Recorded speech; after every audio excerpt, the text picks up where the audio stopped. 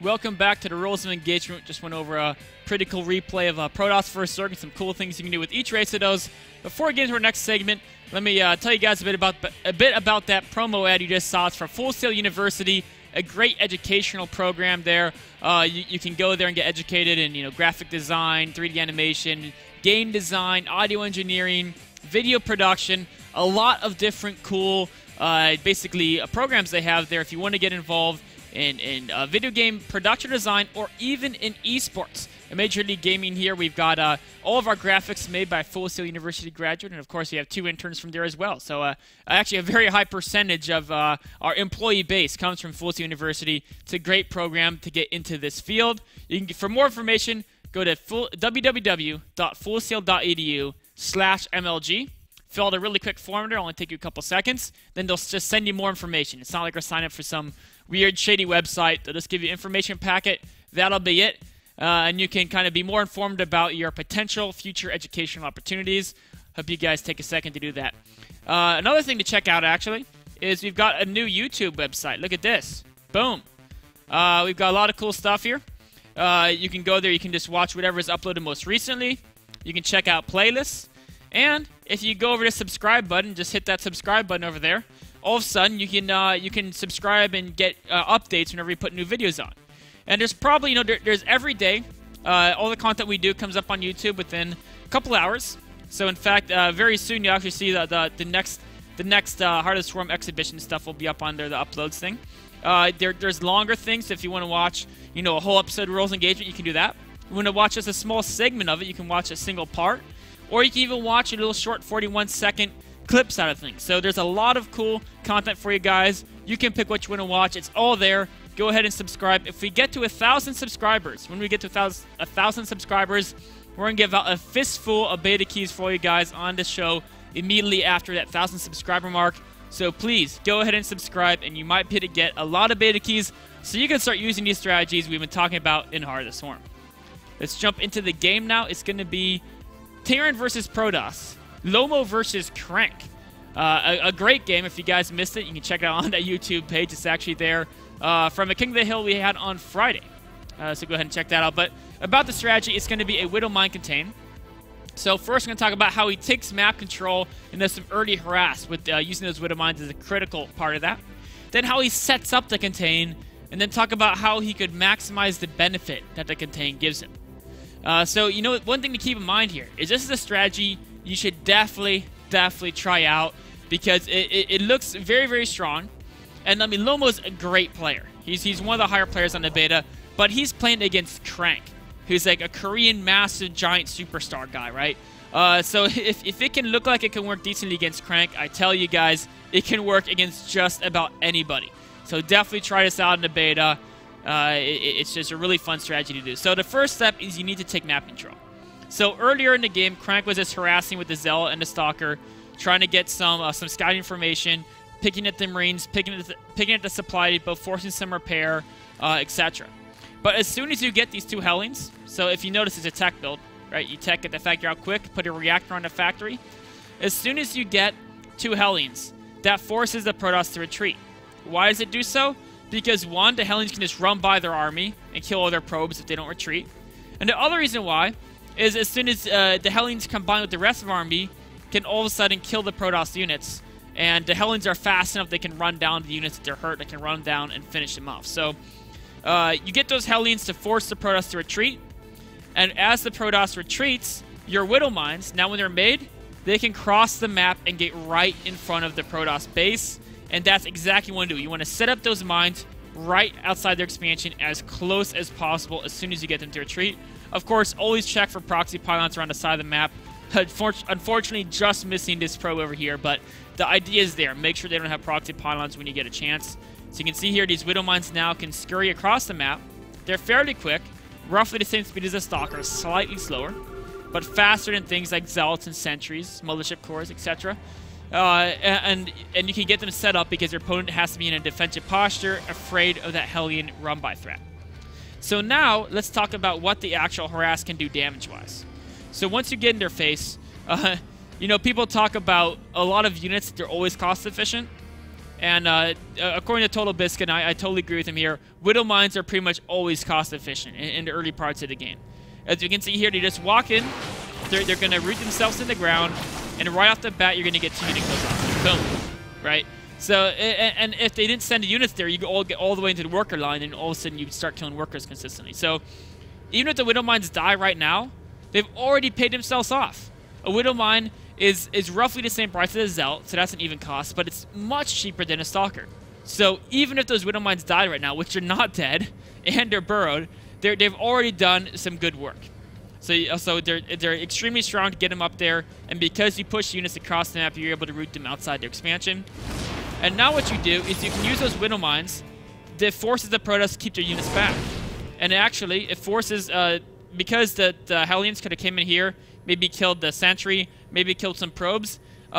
Crank was so scared of that Hellion coming up, he had to put the Photon Overcharge on the Nexus. Not to mention the fact that if he didn't put the Photon Overcharge here, the Widow Mines, at least the healthy one, could have picked itself up and walked into the worker line. So you can do a ton of damage with the Hellion and Widow Mine harass. The earlier you force that Photon Overcharge, then you can wait until it times out. And as we can see here, as soon as it times out, they can get ready to come in and do some more pressure. And this is a very, very cheap pressure. He's expanding behind it, right? He's not like he's massing units. The great thing about this harass is that you can do a ton of damage in the early game. You can do devastating damage to their economy without having to do a severe commitment. It's not like you're in a Marine SCV all in, right? If you want to attack with Marines, they're going to kill them all with Stalkers unless you get enough Marines to overpower every single one of the units. But with Widow Mines and Hellions, you don't have to overpower anything. You just have to distract them. Use one Hellion or one Widow Mine to keep the units back. Whichever one at target you burrow, and then the other ones can run in, and you can burrow them in the worker line. You don't have to go and straight and overpower the Stalkers. All you need to do is distract them long enough to get your Widow Mines buried. And as soon as they're buried, you can do immense damage. Unfortunately, Lomo didn't actually root the Widow Mines. He kind of walked them around a bit in the circle. But even doing that, even walking around a bit in a circle, only a single one of those Widow Mines getting into the ground is already going to do massive damage. Not to mention the fact that while the Protoss is trying to deal with the mines, the Hellions are doing great damage. So, with this amount of money invested into other units, if it was just Marines or if it was like a tank Marine push, he would have ended up just dying to the Stalkers, the Mothership Core, the Sentries, the Photon Overcharge. But because it's Widow Mines and Hellions, he doesn't need to kill the army, he just needs to kill workers. If you look at units lost, look at how cost efficient that was. If you look at the economy, it's even worker count, but it's tearing on mules, and 13 workers killed. I mean, everything's going well for Lomo, and he could have even done more with that harass. In fact, if you're playing these games, right, and you notice that, the craziness happened here, one thing I encourage you to do is go back into replay, exactly like what I did. Like, pretend I was just Lomo. I'm going back into replay. Oops. And then you look at the battle in slow motion, right? Because you're going to be in that same situation again. And you're going to say, you know what? How should I have played this better? Well, I probably should have burrowed, instead of burrowing this guy here, I should have burrowed the red Widow Mine and kept running this one forward, right? Burrowing this one here was a mistake. So next time I'm in a situation I'm attacking, I won't burrow a Widow Mine so hastily against the Mothership Core. Then what should I do? Well, I should have, instead of focusing on microing the Hellions, I should just right-click them to get towards the probes and then focus on using the Widow Mines, because you want to get those burrowed first, then they do massive damage. Hellions will do continual damage throughout the battle, but the priority should be getting those Widow Mines buried, especially the one that was almost dead. So he could have done a little bit more damage there, but still, it was a great harass and a really cool use of Widow Mines. So now let's talk about how you can set up the Widow Mine contain. So we're going to fast forward this a little bit. And the important thing here is you want to use these dropships, right? First of all, this could actually just kill a Protoss straight off. Like, you could walk in and just kill all the workers with the Widow Mines and the Hellions. And one of the great reasons why is you drop the Hellions, right? They have to run their probes. You hit the Ignite Afterburners, and all of a sudden your medevac is much faster than probes. You run in front of where their probes want to run, and you land Widow Mines there. And then the probes have to either go back into the Hellions or run over Widow Mines. Either way, they're going to get absolutely roasted. So that combines a cool new Widow Mine unit with also the Ignite Afterburners ability. Fortunately for Crank, he has this Photon Cannon here, and so he's not able to get in there and do a great job of harass. But it's okay, right? It didn't really cost him anything. And the idea is that if you do these drops, right? And actually, he's able to get some more kills with a nice little Hellion attack over here. Get a couple more kills. force another photon overcharge on a Nexus. The idea is if you keep threatening with drops, they say, okay, this cannon held this one. What if he comes back with 8 Marines, right? Then I need to respect the threat of these drops from my main, so the Protoss has to stay defensive, at least for the time being. And while the Protoss is basically in their base on the defensive, you can get your Widow Mines in position here. And then what you can do is, as we go forward here, he's going to get these Widow Mines in position. He's going to root them in front of the Protoss base. They keep him contained. And then he's just going to burn 2 of the things with his Zal. Yeah, not a bad idea. And then he pulls those ones behind because they're on cooldown. And then he builds a missile turret and the Viking, and that's to kill the observers. Because if the Protoss controls the observer well, keeps it out of Widow Mine range, they can then pick off the Widow Mines with Stalkers, right? But if you get the missile turret and the Viking, all of a sudden all you have to do is keep killing the observers, which they can only build at a finite rate because they only have 1 robotics. You keep killing those observers, and then they can't get out of their base. And if they're not out of their base, they can't build a 3rd base. They can't build a 3rd base. They don't have very good economy. And your 3rd base is almost done right here, we can see. So he comes in with the observer. The missile turret sees it. The Widow Mines kill it. Not to mention he actually lost a Stalker there as well. Now another great addition is you add in this SCV. So you can add an SCV. Meanwhile, the Stalkers they've hurt a Viking, right? He repairs it. They hurt Widow Mines. You repair them. And so in all these little skirmishes, whatever damage they do there, I'm even losing a missile turret. He killed 2 Stalkers, so not bad at all. Whatever damage they do, if you have that SCV, you can rebuild missile turrets, and you can repair any damage they do, so you can keep this contained for a long time without suffering losses. You can see there he's sharking for those observers, trying to use those scans to get those kills. So this is a really, really cool contain. Eventually, the Protoss will find a way to break it, right? But he's stuck on 2 bases for a very, very long time there. I mean, you can see they're trying to get the observer kill, not quite getting it. But this is how the SCV helps. You repair those Vikings up, and then next time they try to bust you, you can go for the kill again. Now, throughout that, Crank was finally able to get a probe out of his base, and so now he can set up the 3rd base. And now at this point, you should probably retreat because you don't really have, there's no point in containment. They've already got the base out, right? So you can pick up, retreat, get out of there. Meanwhile, Crank did a counterattack, and unfortunately, he had all his siege tanks on siege for some reason. I don't know why.